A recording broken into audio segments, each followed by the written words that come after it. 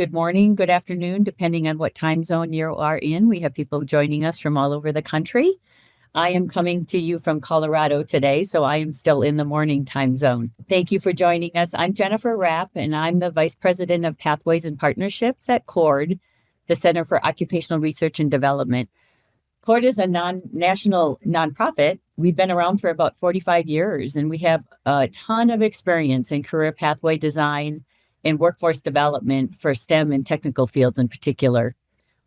And one of the key components of the work that we do is helping educators and employers collaborate to build their community's talent pipeline.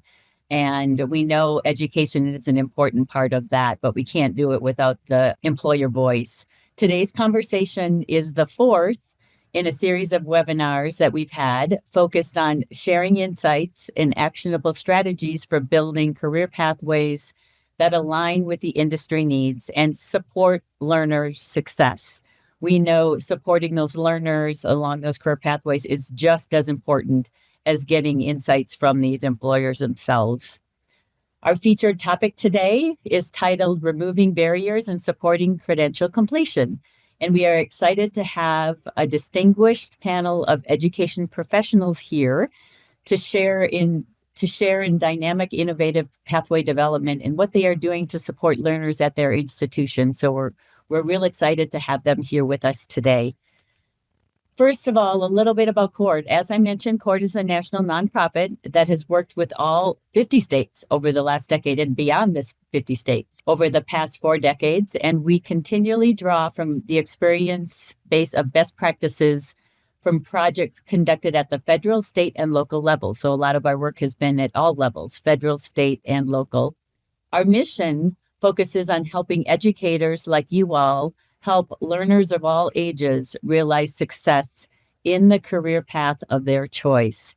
This year, we're excited because we're celebrating our 45th anniversary of leading projects and networks across the country focused on 3 core tenets that you see on the slide on the screen. I'm not going to read those because you've had a chance to look at those yourself, but those are our 3 core tenets at CORD. We also are a part of NCPN. CORD actually established NCPN, which many of you may not be aware of, which was originally the National Tech Prep Network in 1991. And for 33 years, the network has been providing conferences, workshops, publications, and networking opportunities to facilitate the exchange of promising practices and innovations. And again, you can read on the screen what the mission of NCPN is in connection with CORD. So we are super excited to be part of that and have NCPN under our umbrella as well. Related to that, as you may know or may not know, we have an annual conference at NCPN's annual conference, which is titled NCPN Connect. Educators, employers, workforce development leaders, and community partners come together to network and learn from each other in how to build these dynamic career pathways that foster individual economic success, business growth, and community vibrancy. This year, the conference officially moves from the fall. We've typically had it in October, but this year we've moved it to February, and we'll be continuing that. And this will be next month in Austin, Texas. So we're real excited about that. We hope you will join us there.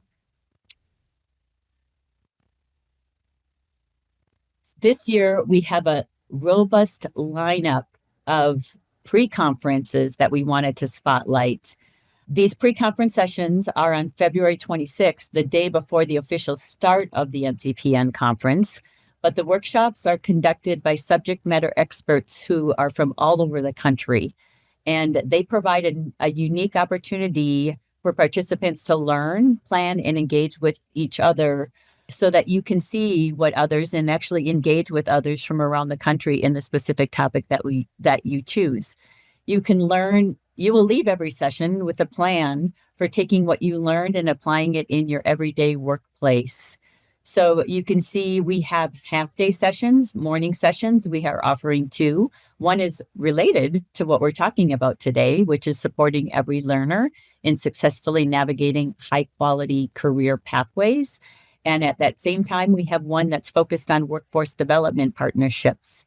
In the afternoon, we also have an exciting new workshop opportunity on the AI evolution. And this is a great opportunity just to learn how to use AI in a way in the classroom, in a way that allows students to understand the uses of it. And as educators, how we can benefit from using AI in the classroom. We will also be sharing information in the apprenticeship realm, apprenticeships and career pathways and best practices and lessons learned, and learn about what's happening around the country related to apprenticeships. And then we also have a Built 101, which you may or may not be familiar with, the business and industry leadership team model, which is something that is a initiative from CORD. And we've been doing work all over the country and getting colleges and others up to speed on what Built is. And then we also have some full day workshops. As we have always done in the past, we have our Career Pathways Leadership Certifications workshops.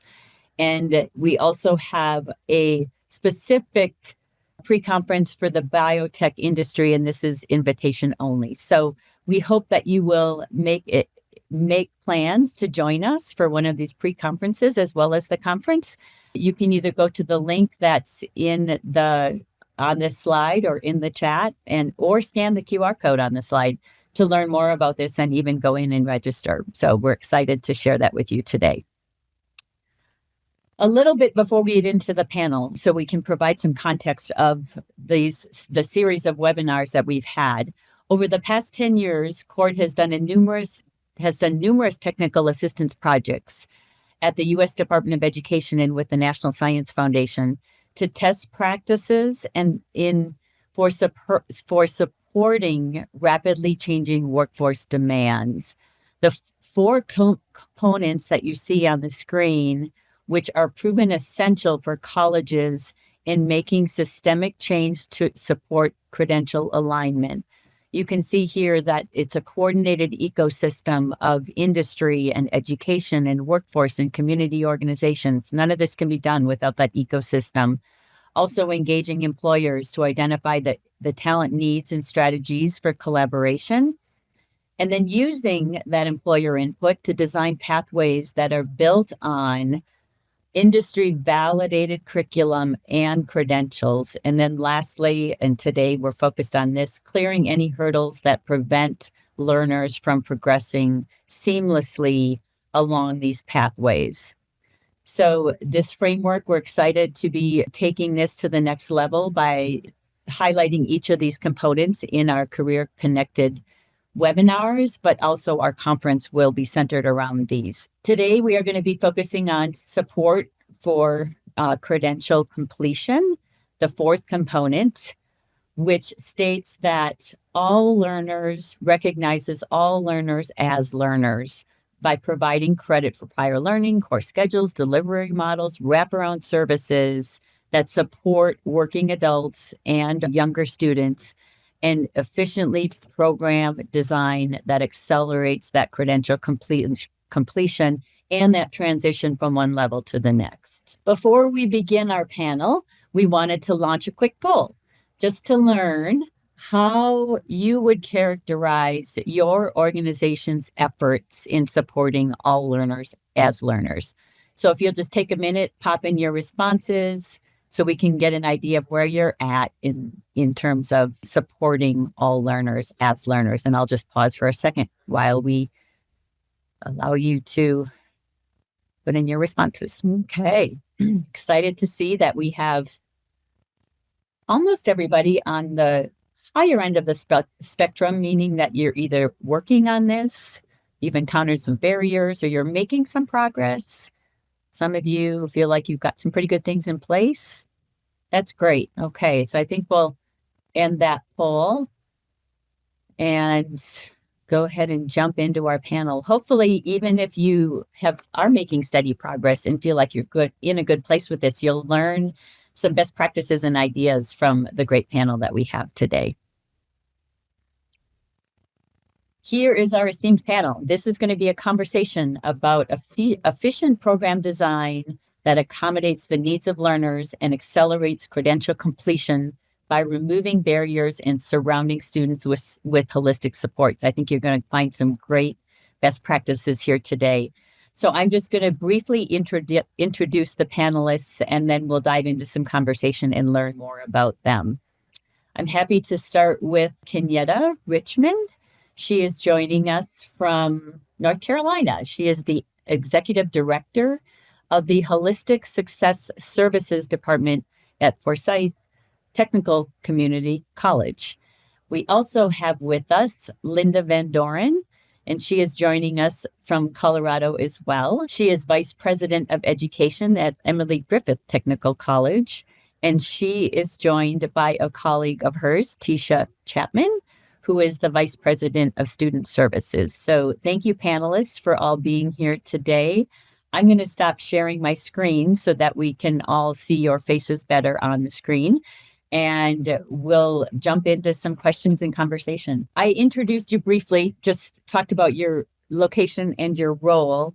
So tell us a little bit more about your institution and the populations that you serve, and maybe even a little bit more about the role that you have in that. Let's start out with you, Kenyatta. Okay, thank you, Jennifer. Good afternoon, everyone. As Jennifer said, I'm Kenyatta Richmond, and I am the Executive Director for Holistic Success Services at Forsyth Tech, which is in Winston-Salem, North Carolina. So I'm in the Eastern time zone. So I'm a little ahead of everybody today. But in my role, I'll talk briefly about what I do and what is up under my role. So in my role, I am responsible for our counseling department. We have a women's center called the Shigarts Women's Center, our Veterans Resource Center, and then kind of pre-pandemic and into the pandemic, we developed what's called Forsyth Tech Cares, which is our basic needs department. And here recently, we have added to Forsyth Tech Cares our adult learner program. And then we've also created what we call SPARK, the Student Parent Advocacy Resource Center, to support our student parents.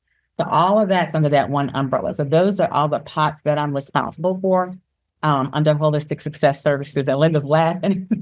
So, it's a lot. And so Forsyth Tech has about 8,700 students this semester.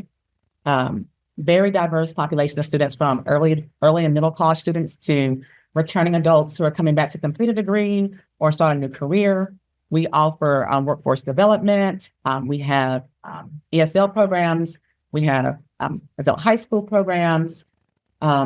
We have 69, let me make sure I got it right, 69 associate degree programs and 66 certificate programs, along with 26 diploma programs. So a wide gamut of programs. We have 9 campuses. 2 of our campuses are specialized campuses. We have an aviation center, aviation technology center, and then we have our transportation center, which does like diesel mechanics and trucks and all of that. So they're especially focused on those pieces. We have a big health and allied program here, everything from MRI to ADN to LPN, and have some dual programs with our neighboring institutions. Let's see, what else can I tell you all about Forsyth Tech? We do a lot. It's a big campus, so that's a little bit about us. We're a 2-year comprehensive institution in North Carolina. Great, that's good. Thank you, Kenyatta. And I'll turn it over to Emily Griffith Technical College. Yep, and we're going to tag team this one. So first of all, thank you for giving us the opportunity to be here. It's a great honor, and we're just happy to be part of this conversation. So Emily Griffith Technical College has been in the Denver metro area for over 100 years. I think we're in our 108th year. Our namesake founder was a force for workforce education.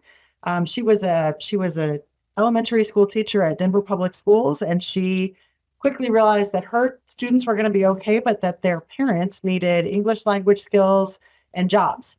And so that was kind of where the mission of our school was really founded. And we've been living that mission ever since. So we are the adult and post-secondary arm of the Denver Public School District. We are a technical college in state statute. There are 3 area technical colleges in Colorado. And our scope of service currently is we offer post-secondary career and technical education programs. We are also the largest education provider for the apprenticeship programs throughout Colorado, registered apprenticeship programs throughout Colorado. We're a training provider with multiple partners. We offer post-secondary credit for those registered apprenticeship programs that we partner with. And then like Kenyatta and Forsyth, we also offer a really robust English language program as well as adult high school equivalency. And I'm going to turn it over to Tisha, who can talk a little bit more about who our students are and what we do. I'm going to say good morning. Sorry, Kenyatta. We're still in morning time here in Standard. So Jennifer, thank you for having us. My name is Tisha Chapman. I'm the Vice President of Student Services at Emily Griffith Technical College. And our students very much mimic what Kenyatta's population as well. We have concurrent enrollment all the way through 80-year-old students that are coming back to retrain. We have folks that are learning English, trying to get skills so they can go to work. Our demographic ranges in terms of ethnicity, you name it, we got it. I think we've looked at Linda, we had over 70 different languages spoken. So a lot of students that come to us, they're coming from the Denver metro area and other surrounding areas. I oversee, Linda, you didn't talk about what you oversee. Linda sees all the academic side of the house, and then I take it over from there. And I say I don't do money or people. So I don't do financial aid or treasury, but advising, registration, schedule, veterans, that student success, that type of thing. So we're small, and I shouldn't say we're small. We have about 8,000 students, but majority of them are our apprentices. So about 5,000, I think we're sitting at. And then the remainder are students who are in non-CTE programs as well as CTE programs as well. So we're, our always like our motto is we get them in, we get them out, and we get them a job. That's kind of because we're a technical college. So our longest program, if you go full time, is about 11 months. So our students are with us for a really short period of time. So we have to make a very significant impact, because we have them for such a very small, point, in time with us. So Linda, I think, is there anything else I missed? Okay. Thank you. Thank you. Thank you all for that great introduction and overview of what you do every day and the students that you serve. You gave us an idea of the demographics of the students that you have, very diverse, which is not easy in itself, right? Ensuring that there is support for that type of diversity. How are you focusing on learner success? And let's start with Emily Griffith this time. Yep. Thanks for that. I'm going to jump in on this one. And yes, thank you for reminding me, Tisha. I am Linda Van Doren. I'm the Vice President of Education at Emily Griffith Technical College. So all of those programs sort of fall under my purview. And this is a key to our learner success, really, is what we do inside and outside of the classroom at our school. And really that starts with the mission of our school, the way that we set goals at our school, the data that we're looking at, and how we're tracking student success. We with the number of students that we serve and the kinds of programs that we offer, we have our fingers in a lot of pots. We're working really closely with industry to make sure that students who complete our programs are getting jobs. Our success rate in that area is I think we're at 93%, where we're placing our student graduates into jobs. And the way that we really work on that is soup to nuts. This is what we live and breathe and what we do. So we start with a really strong faculty induction program. So right away, we're getting at least our faculty aligned on how to manage classrooms, how to work with adults, how to connect our learners back to industry. We have a foundation. I know Tisha is going to talk a little bit more about this, but our foundation just commissioned a Listening to Learners report where we got close to 1,000 respondents to a survey that we sent out. And some of that survey response was also in-person focus groups. So we're really listening to our current students and our former students.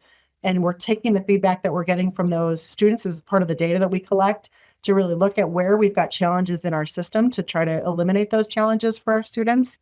Our schedules are built around cohorts and block schedules for students that leads to a higher completion rate.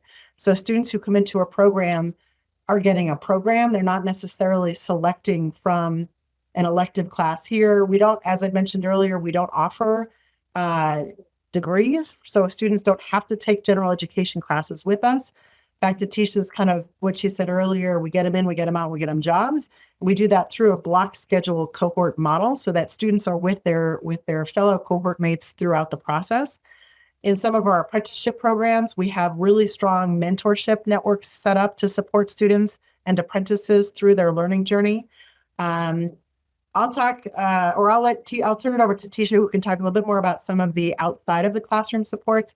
I'll just touch on one thing that we do is every student who comes into our program, we have what we call our meeting program requirements as a diagnostic tool that really helps students understand where they may need some additional supports. And we are able to offer those scaffolded supports both in the academic arena and outside of the academic arena. We have like 3 different tutoring models that we offer for students. That includes like an intensive one-on-one situation. We also have drop-in tutoring. And then we have other faculty facilitated tutoring models as well. And we find that that's a huge bonus and lift for our academic supports for our non-native English speakers and our adult learners who maybe don't have a high school diploma.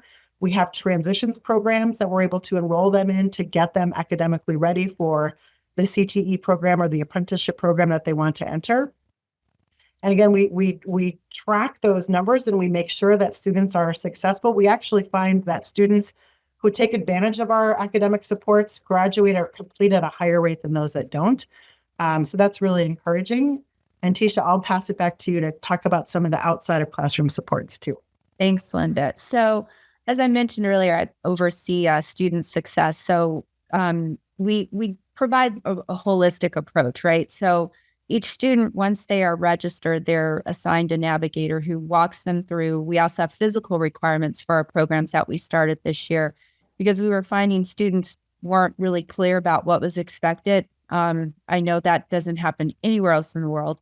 So they get in a program and they're like, oh, I have to deal with blood, or, oh, I have to be standing on my feet for a long time. So our navigators are really intentional with them about those physical requirements because they've already gotten in and they're registered.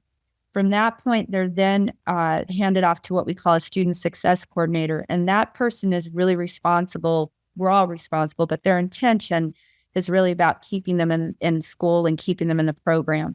So if a student goes to their teacher and says, I'm really struggling with food insecurity, housing insecurity, the student success coordinator ties them into resources. They're also the first person as well that if the instructor usually comes to if they're having mental health, even if they need academics. Sometimes the student will self-identify, right, without the instructor noticing. So their goal really is to wrap their arms around that support services that those students need. We also have accessibility. I don't know about any of you, but our requests for students requiring and needing accommodations is really going high. And Colorado was ranked #1 in the country for being an accessible state, which is great. But then how do we parlay that into the classroom? So the student success coordinator is also involved in that, checking in with the instructor, checking in with the student, making sure they're getting all the supports they need.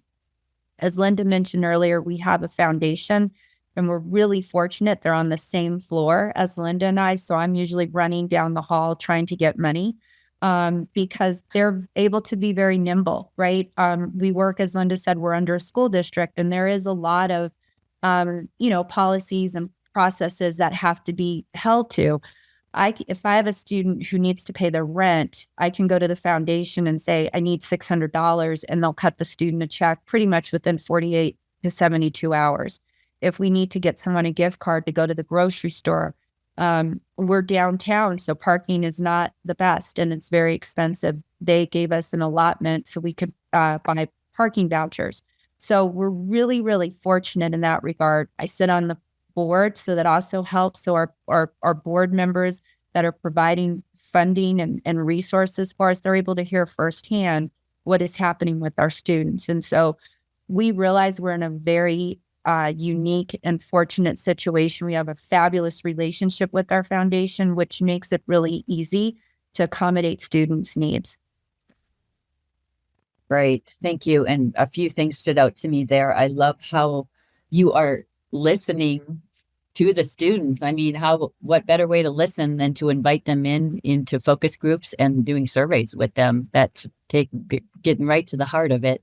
So that's a wonderful best practice. And then also, Tisha, I loved what you said about you just wrap your arms around them. What that's what they need the most sometimes, and whatever that looks like in whatever ways. It's really individualized and meeting them where they're at, but also the relationships, not only the relationships with the learners, but the relationships with your foundations and those that can provide the funding or the resources or support in another way. That's a big thing in being able to support the learners. So, Kenyatta, I'm not going to talk anymore, but I want to hear about some of the great work that you're doing as well. Thank you, Jennifer. So I'm gonna talk more about the pieces that kind of fall on my side of the house, but I will highlight some of the academic pieces that we do have to support our students. So of course we do have academic advising. We have career advisors, and then we have faculty mentors that also support our students. We have a digital learning office that does tutoring. It does digital literacy. So if students are having issues getting onto the platform for the college, they can go there, figure out how to log on to, we use Navigate, and then our Microsoft Tech model. Of course, the library and learning resources. We do have apprenticeship program. We have work-based learning programs.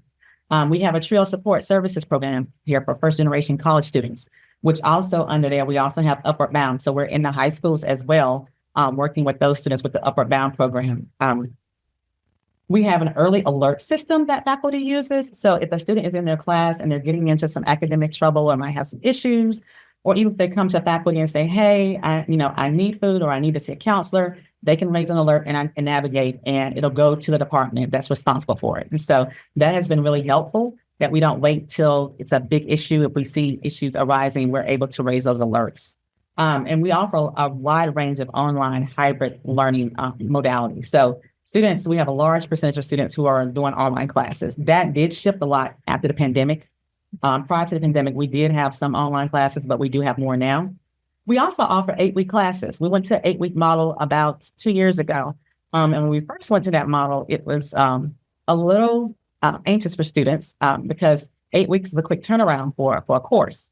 But it has proven to be very successful for our students. So our GPAs are even higher with the 8-week classes. Of course, we do have some students who don't do well in them, but we also still have some 16-week classes that students can take. And so the 8-week classes have been very, very popular with our students and have helped to increase their completion rates to get them out of here a little bit quicker. On my side of the house, which, like I said, I'm of our holistic success services, we do a lot. So the one area, the SciTech Cares piece, like you, Tisha, our foundation actually funds that piece.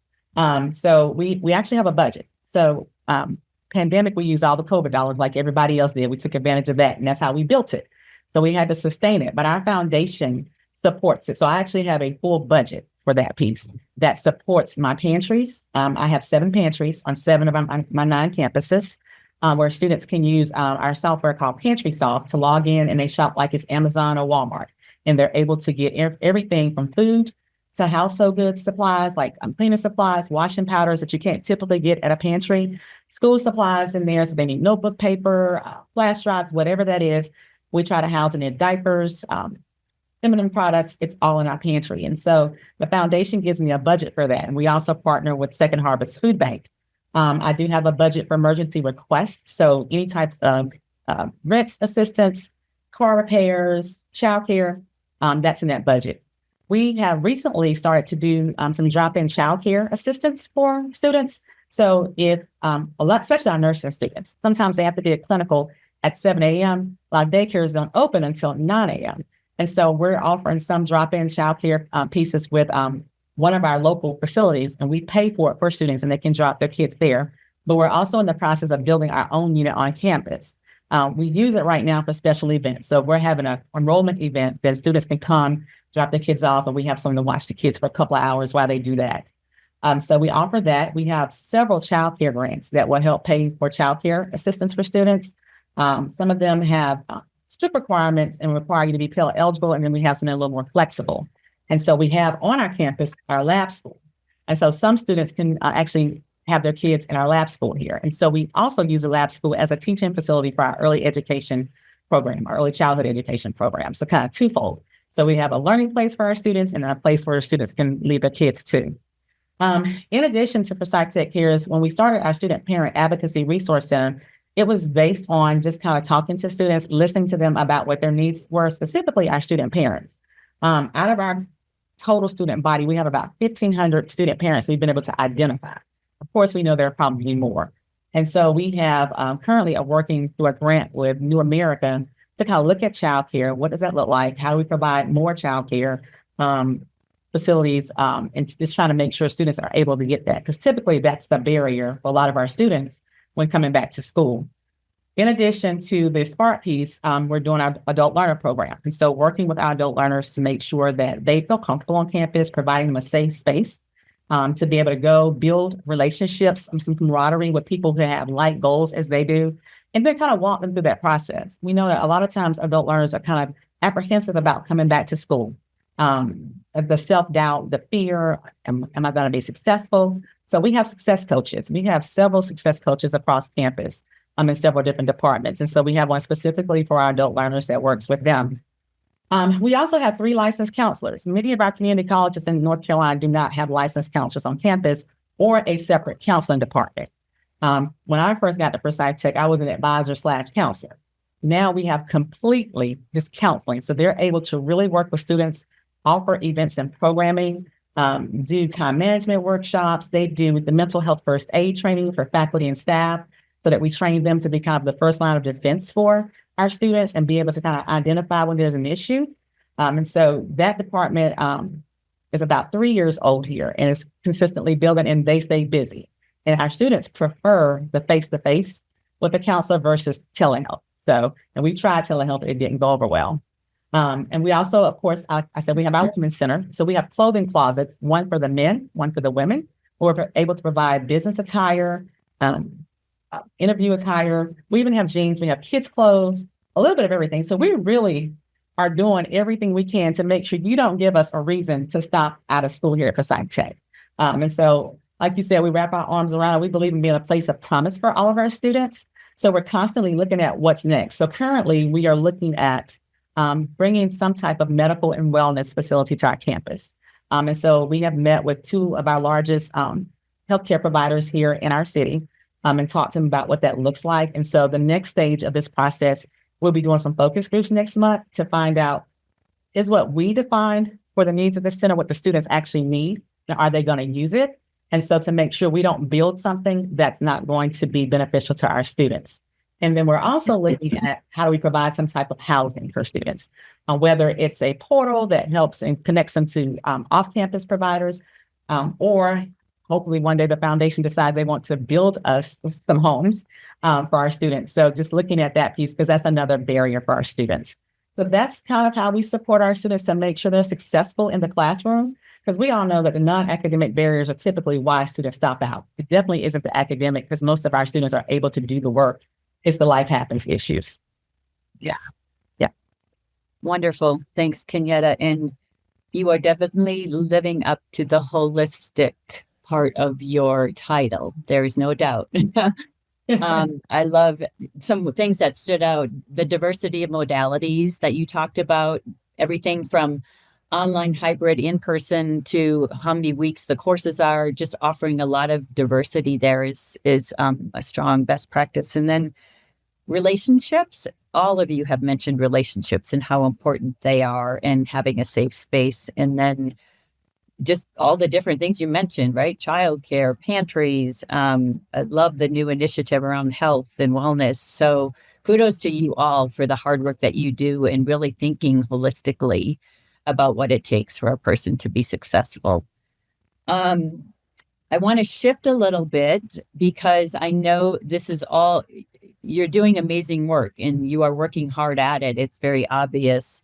And I am certain you've probably run into barriers along the way.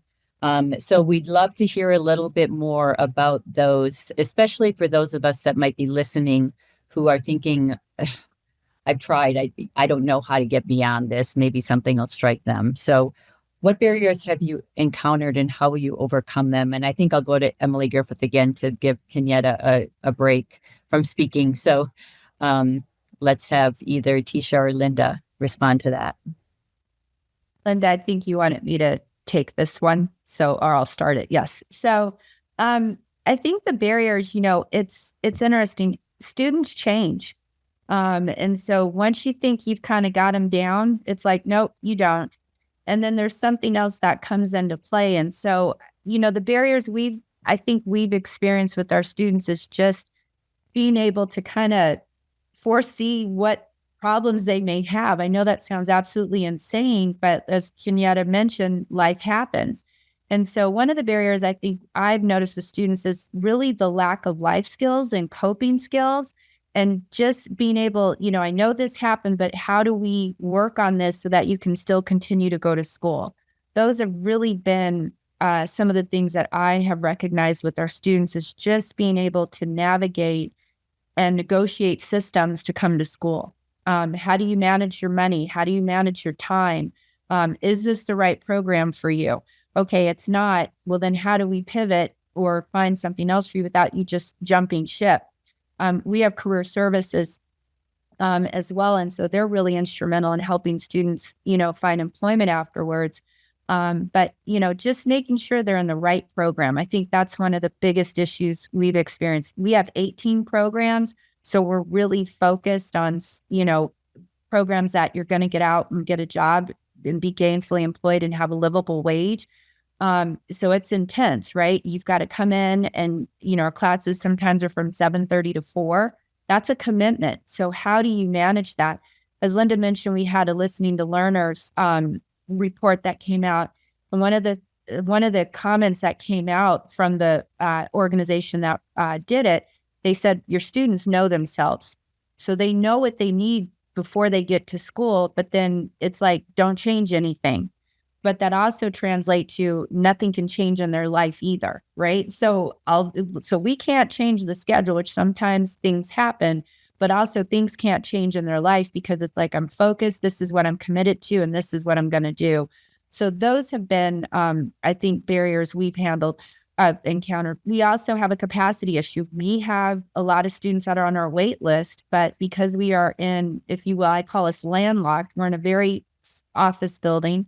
It's hard to find instructors because we all know you can make more money being a nurse than teaching, right?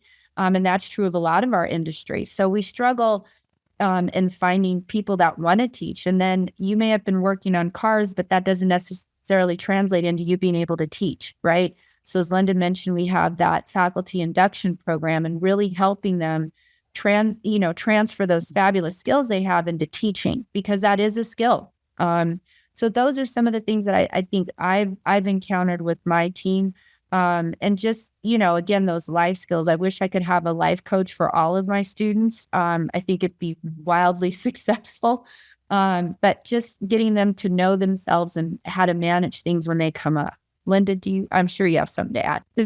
No, that was great, Tisha. I'll talk a little bit too, just some of the external barriers that students face. So we've talked about transportation and housing and food insecurity and mental health, but other things that we see is once a student leaves Emily Griffith, what are their options to continue in their career pathway?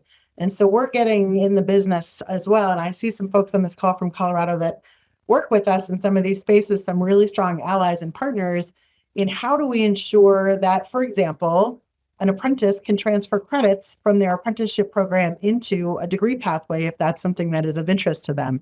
Similarly, a student who maybe gets an LPN program at Emily Griffith and gets their certification, but want to continue into an RN pathway. How can we work to reduce those barriers? Same thing with hiring students, right? Not every organization is set up to hire first generation, non-native English speaking,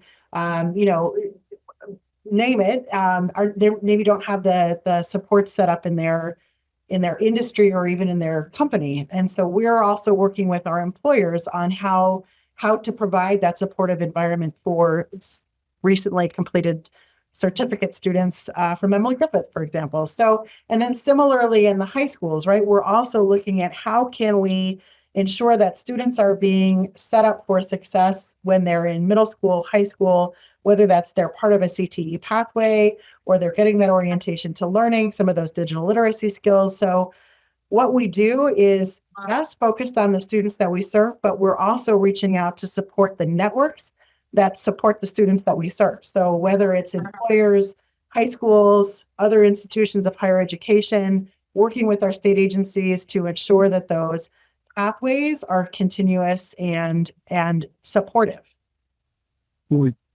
Wonderful.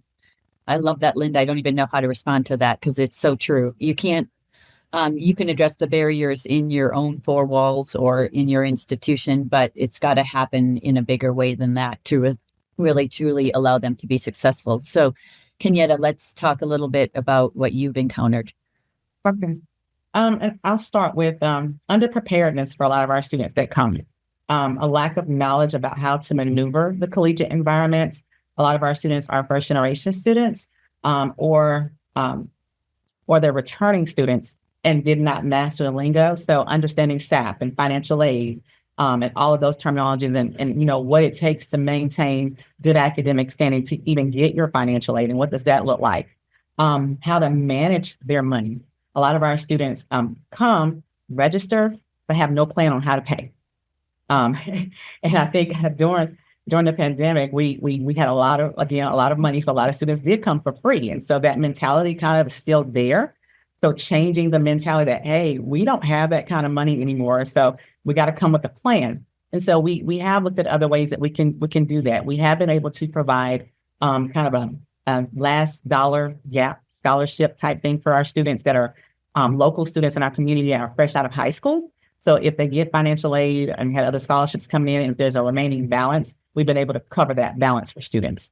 And then we've also been able to offer some open access type resources to cut down on book fees and all that, because we know our books can be very, very expensive, because those are sometimes the barriers for our students.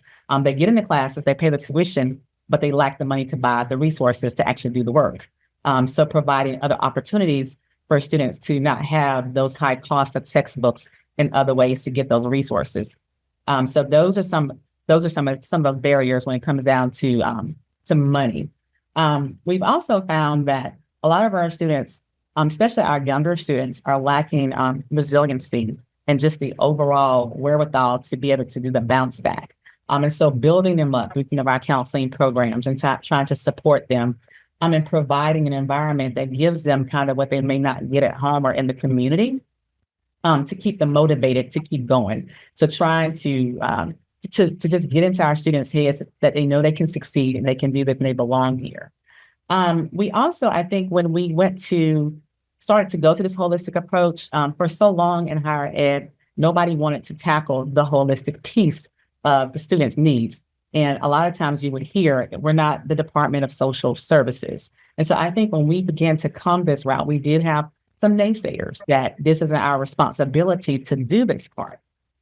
And no, it's not our responsibility, but it's our responsibility to get them out of school. And so if this is going to get them out of school, then we provide those resources. So I think one of the other barriers would have been changing the cultural environment and the mindset about how we create programs and thinking outside the box. Just because it has not been done doesn't mean we can't do it. If it doesn't work, we tweak it, try it again. And so fortunately, we have a president, Dr. Janet Spriggs, who has been that kind of a president who has not been afraid to challenge some things and do some things a little bit differently.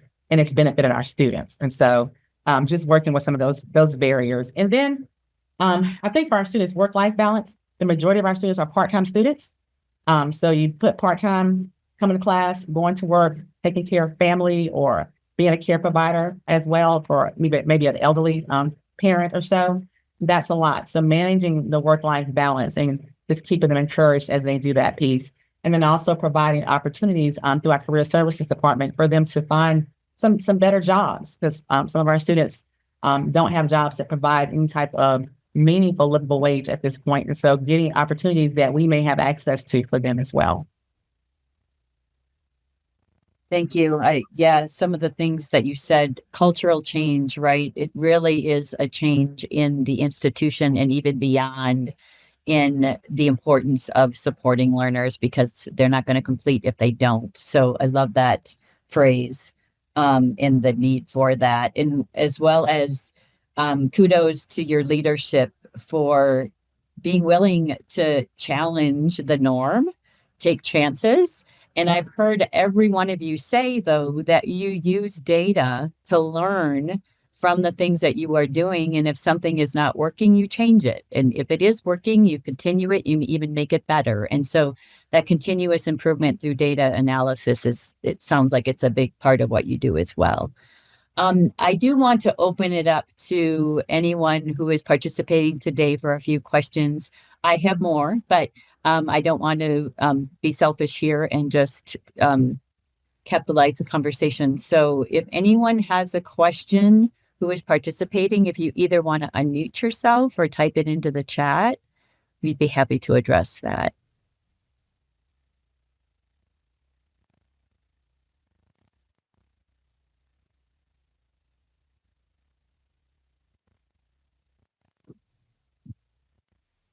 Everyone is shy today, or you guys have done such a great job sharing everything. There's like, I don't know what else I would need to know because so much of what we've heard has been admirable and something worth working towards for sure. Okay. Well, if there are no questions, I would like to throw out one more, and then I've got a couple of slides just to wrap things up. But there is one question now, Jennifer. Oh, great. Perfect. Okay. It looks like we have a question from Crystal. What do the caseloads look like for your success coaches? I think that was Kenyatta. Did you mention success coaches? And you might have something similar, Linda and Tisha. So currently, we have success coaches in specific areas. So for example, our adult learner program, she has about 130 some odd students that she manages there. Our Veterans Resource Center, they have about 250, but it's 2 of them working through those students, kind of 2.5 as well, because we have our certifying official. And then the Women's Center, she has about maybe 45 females that she works with. We are getting ready to do something a little bit different because we're going to have success coaches all throughout the college. We have been working on a new strategic holistic enrollment management plan. I want to say it right. We call it SHIM here, where the last year we've taken a look at who our most needed students were and identified them based on the data. And what we came back with was the African-American female, the Hispanic female, and the African-American male. And so we have been working to design a strategic holistic enrollment plan that works with them from beginning to end, specifically for those demographics, because, if we build it for them, it's going to work for everyone because they're the ones that's getting lost in the sauce. I always say lost in the sauce. And so with that is going to provide us opportunities for some navigators, some more success coaches as well. So I'm sure that number is going to grow with us. But right now, those are the kind of caseloads that we do have. And I don't really have a number just because we have rolling starts. So we have classes starting all the time. So at one time, I could have one that has maybe 100 at one time, or they could have 50. Ours too are specific by the college. And I know I shouldn't call us colleges, but by department. So we have health, we have trades, and then we also have our creative arts. And so each student success coordinator is assigned to that specific group of students that are under that umbrella of that department. So it really fluctuates. And again, we're, like I said, 11 months is our longest program. Our students are out pretty quickly. So it's a constant revolving door of people coming in and out. But I would say 100 max at any given point in time. Thank you all for that.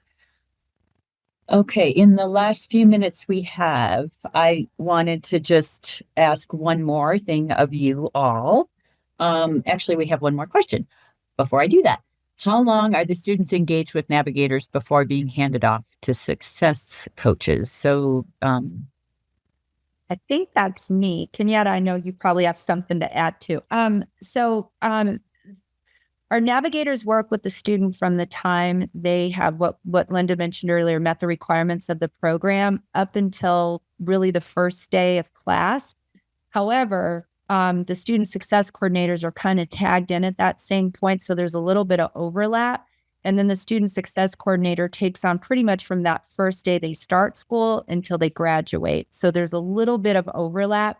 I think one of the things we're trying to figure out before we had one person handle the navigation responsibilities as well as the student success coordinator, that was a lot. And so we've broken it down. But then I question for the student, do they like those handoffs? So those are some of the things that we're kind of working towards right now is, do we need to have a handoff, or do we have one person that manages all of it? What does that look like in terms of caseload, resources for that person who's doing the job, as well as for the student? Thank you. Kenyatta, it looks like there's a question that's real specific to North Carolina. So if you just want to real quickly address that for Debbie, that would be great. And then I Yes. want to start wrapping things up. I saw that. So I am not familiar with the program, more than a job at NC. So, but we do have a workforce development side that does a lot of that stuff. So I'm pretty sure it falls on his side of the house, but I am not familiar with that program at all. So it would be, and thank you, Ms. Kenyatta. It would be, it's what the food stamp and nutrition services, Oh, like FNS? education, right. That's Okay. the new name. That's the new name. Okay. All right. So yes, we are working with FNS. So FNS currently is on a different side of the house, but my department is actually transitioning to my department. And so it's kind of tricky. So because we're still learning that process with that. But we do a referral process with it and try to do that 50-50 match from my department with whatever the program offers. So we're still trying to navigate what that looks like. And kind of Right. it So along. we just did, SPCC just became a hosting agency as of Wednesday of this Okay. week. So I'm trying to get all the info, like trying to I see can how. connect you. If you send me a message, I can connect you with the person who actually is running that piece here. Okay. And my director is actually working with that transition to the program. All right. Thank you. There. Great. Thank you. And thank you, Kenyatta, for following up with that. Just real quickly, I want to have each panelist share real briefly a few words of advice that you would give to others who are in this space and trying to do similar things to what you're doing. We've heard a lot already, but can we just wrap it up maybe with a few final parting words? Let's start with Kenyatta this time. Okay. I would say know your student demographic. Stay close to them. Because as Tisha and Linda said, that the student body is always changing. So knowing your student body, promoting an inclusive environment, not being afraid to kind of step out and do something different, and know that a one size fits all doesn't work for all of our students. Beautiful. Linda and Tisha, I'll let you battle over which one of you want to go first. I can go, Tisha, you can wrap us up. So I would just agree with everything that Kenyatta just said. And then I would add, we all wear a lot of hats and none of us can do this work alone. So work really well with your colleagues. I work at the best place in the world. I have amazing colleagues. I mean, you all see Tisha here. Enjoy the role, love your students, love the work with outside partners. And yeah, use your data. If it's not working, change it. Really don't have much to add other than, just know your student, right? And I've always said, as long as you're doing right by the student, nothing can go wrong. Wonderful. Thank you all. I couldn't say anything to top any of what you all said. So I want to just share my screen for a couple more minutes before we do our final thank you to the panelists. So hang with me for a second while I do that. I do want to just share with all of the participants here today that we will have the last of our webinar series in 2 weeks. This is going to be an opportunity for reflection and conversation about what we've learned along the way and what to look forward to at the upcoming NCPN Connect conference. So you hope you can join us for that. As I mentioned earlier, this webinar was the fourth of a series that we've been having since early November. You can see on the screen the ones that you've had. We have recorded all of the webinars. So if you have registered for any of those, including this one, you can go. Included in that confirmation of your registration is a link to go in and listen to the recordings of the other webinars that we have done. So if you have an interest to do that, that's available to you. I believe that Liz was going to put that in the chat as well, the link to access those webinars. Again, we hope you will be able to join us February 26th through the 28th at the NCPN Connect conference. You're going to hear from others around the country who are doing similar work, or even the same people that we've spotlighted on our webinar series. So you can connect in person to many of the people that we've been talking with. I want to just say thank you to everyone that has participated, and especially to our panelists.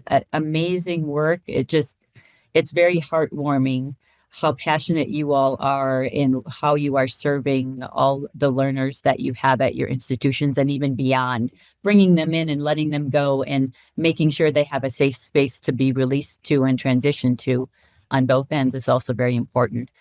Feel free to reach out if you have any questions about the framework, about professional development or technical assistance that we provide. My email is on the slide.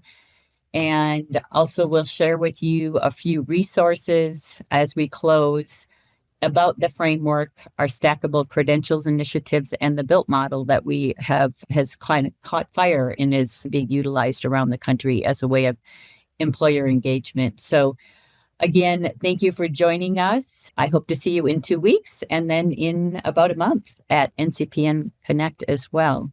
So everyone have a wonderful Friday.